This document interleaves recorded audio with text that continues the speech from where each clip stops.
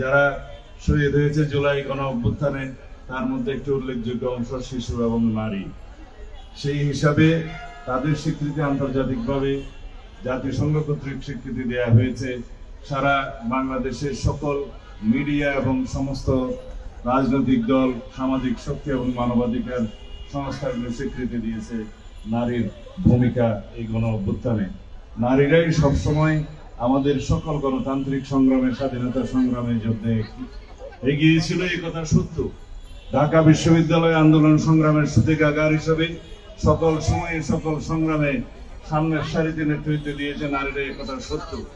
তাই আমরা দেখেছি আমাদের এই অর্জিত বিজয়ে নারীর একটি অংশগ্রহণ এবং একটি ভাগ আছে, যা সিংহভাগে আমরা বলতে পারি নারীদের। তাই আমরা আমাদের দলের পক্ষ থেকে অনেক আগেই আমাদের 31 দফা সংস্কার প্রস্তাব প্রণয়ন করেছিলাম, প্রদান করেছিলাম প্রস্তাব আকারে জাতির সামনে। তার মধ্যেও আমাদের প্রতিশ্রুতি আছে এবং বর্তমান গণ আকাঙ্ক্ষা অনুযায়ী জুলাই গণ অভ্যুত্থানের শহীদের প্রত্যাশা এবং আকাঙ্ক্ষা অনুযায়ী আমরা নারী সহ সমাজের অন্যান্য অংশের যে ক্ষমতায়নের জন্য আমরা প্রতিশ্রুতি দিয়েছি, তার মধ্যে অন্যতম হচ্ছে যে নারীদের ক্ষমতায়ন করা হবে সাংবিধানিকভাবে, সংসদীয়ভাবে এবং আইনিভাবে, প্রাতিষ্ঠানিকভাবে সমাজের সর্বক্ষেত্রে নারীদেরকে ক্ষমতায়ন করা হবে এবং সেই ক্ষমতায়নের হার পূর্বের তুলনায় বৃদ্ধি পাবে।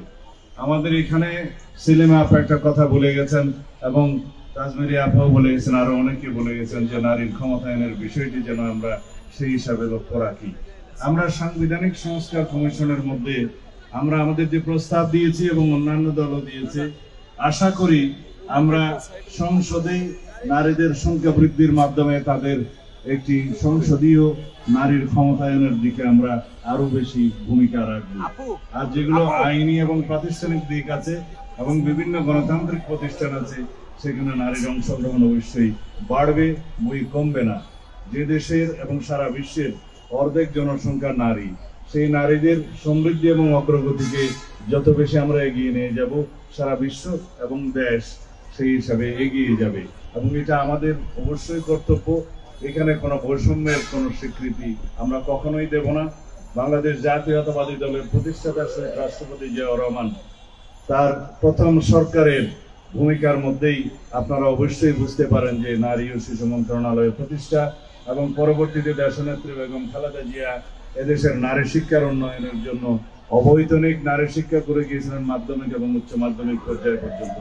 এগুলো শুধু উল্লেখ করার জন্য বড় বড় আমাদের বিভিন্ন কর্মসূচির উল্লেখ, বাট সমাজের বিভিন্ন স্তরে আপনারা লক্ষ্য করবেন বিএনপি, দেশনেত্রী বেগম খালেদা জিয়া এবং শহীদ রাষ্ট্রপতি জিয়াউর রহমান এদেশের নারী, শিশু এবং যুব সমাজের উন্নয়নের জন্য যে সমস্ত প্রাতিষ্ঠানিক সাংবিধানিক পদক্ষেপ নিয়েছিলেন, তার মধ্যে দিয়ে জাতি অনেক দূরে এগিয়ে গিয়েছে। আমি এই ভোর দুপুরবেলা আপনাদের আর বিরক্তির উদ্রেক করতে চাই না, হতেও চাই না। এবং মিডিয়ার বন্ধুগণ, আপনারা যে এতক্ষণ কষ্ট করে আমাদের বক্তব্য ধারণ করার জন্য, শোনার জন্য এই দুপুরে কষ্ট করছেন, সেজন্য আপনাদের ধন্যবাদ জানাই। আমি প্রথমে কাউকে তেমন ভূমিকা দেই নাই, কাউকে অ্যাড্রেস করে নাই, সেজন্য আমি দুঃখিত। আমি চেষ্টা করেছি যাতে এই অনুষ্ঠানটার কলেবরটা আরো সংক্ষিপ্ত করা যায়। আজকের এই দিনে আমি নারী দিবসের এই কর্মসূচির ভিতরে থেকেই কথা বলতে চাই। অন্যান্য রাজনৈতিক বিষয়গুলো যদি আমি এখানে গুরুত্ব সহকারে আনি, তাহলে নারী দিবসের, এই আন্তর্জাতিক নারী দিবসের এবং আমাদের নারীদের যে গণ অভ্যুত্থানের ভূমিকা, এই সকল কিছুকে একটু গুরুত্ব কম দেয়া হবে। সেজন্য আমি অন্যান্য রাজনৈতিক বিষয়গুলোতে আজকে যাব না। শুধু একটি বিষয় এখানে উল্লেখ করতে চাই, বর্তমানে বাংলাদেশে নারী এবং শিশুদের প্রতি সহিংসতা, নিপীড়ন যে পরিমাণে বৃদ্ধি পাচ্ছে, সেটা অনেক উদ্বেগজনক। আমরা এর তীব্র নিন্দা এবং প্রতিবাদ জানিয়েছি দলীয়ভাবে, নিজে আমি ব্যক্তিগতভাবে আজকে জানাই। অবশ্যই এই সরকারকে এই সমস্ত কিছু খুব কঠোর হস্তে দমন করতে হবে। বাংলাদেশের এই নারী নির্যাতন এবং শিশু নির্যাতনের যেই উদ্বেগজনক হার বাড়ছে, সেটা যদি আমরা এখনই রুদ্ধ করে না দিতে পারি, তাহলে দেশের ভাবমূর্তি দেশে এবং বিদেশে ক্ষুণ্ণ হবে। সেই দিকটা আমি অন্তর্বর্তী সরকারের সংশ্লিষ্ট সকল কর্তৃপক্ষ, সকল আইন প্রয়োগকারী সকল সংস্থাকে অনুরোধ করব, আপনারা সুষ্ঠু তদন্তের মাধ্যমে রহস্য উন্মোচন করুন এবং এর মধ্যে প্রতিটা কার কাজে আছে কিনা, কোন কারসাজি আছে কিনা, কোন চক্রান্ত আছে কিনা আপনারা বের করুন।